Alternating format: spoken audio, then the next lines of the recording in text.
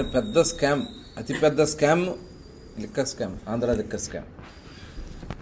ఇవాళ పుట్ట కదుపుతా ఉంటే మొత్తం బయటకు వస్తూ ఉన్నాయి. చీమల పుట్టలోంచి వచ్చినట్లుగా మొత్తం అందరూ వస్తున్నారు. విచారణ కూడా వేగవంతంగా జరుగుతూ ఉంది. ఇవన్నీ కూడా డైవర్ట్ చేయడానికి వాళ్ళు చేసినటువంటి తప్పిదాలన్నీ కూడా బయటకు వస్తూ ఉన్నాయి.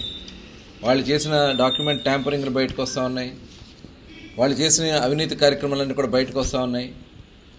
ప్రజల యొక్క ఆలోచనని మార్చడం కోసం ఇవాళ ప్రభుత్వం చేస్తున్నటువంటి మంచి పనులన్నీ కూడా ప్రజలు మెచ్చుకుంటా ఉంటే ఇవన్నీ డైవర్ట్ చేయడం కోసం వాళ్ళు చేస్తున్నటువంటి కుట్రలు చూస్తూ ఉన్నాం.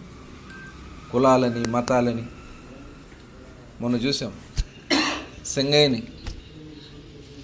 సింగయ్యని వైఎస్ఆర్ పార్టీ కార్యకర్త అంటున్నారు వాళ్ళు. ఆయన కారు ముందు జగన్నాథ రథచక్రాల ముందే నలిగిపోయింది.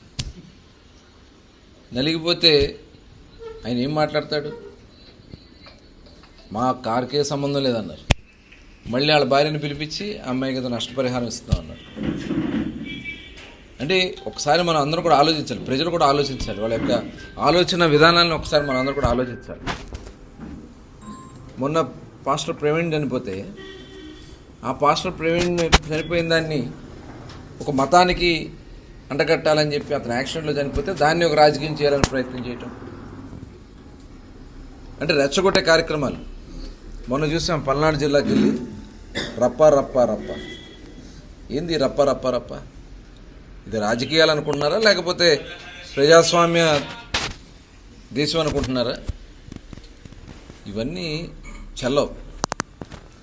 అందుకే మీకు బుద్ధి చెప్పినా ఇంకా మీకు బుద్ధి రావట్లే.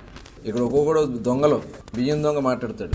8,000 క్వింటాల బస్తాలు కొట్టేసినటువంటి బియ్యం దొంగ పేర్ని జిల్లాని సర్వనాశనం చేసినటువంటి ఆనాడు మంత్రులుగా పనిచేసినటువంటి కొడాల నాని కానీ, పేర్ని నాని కానీ, జోగి రమేష్ కానీ, అక్కడ వంశీ కానీ, ఇవాళ వీళ్ళు అవినీతి భాగాలన్నీ బయటకు వచ్చి జిల్లాని నాశనం చేసి ఇవాళ మేము ధైర్యంగా చెప్తా ఉన్నాం, జిల్లాలో 7 ఎమ్మెల్యేలు అందరూ కూడా కలిసి ఎలా అభివృద్ధి చేయాలనే కాంక్షతో మేము ముందుకెళ్తున్నాం.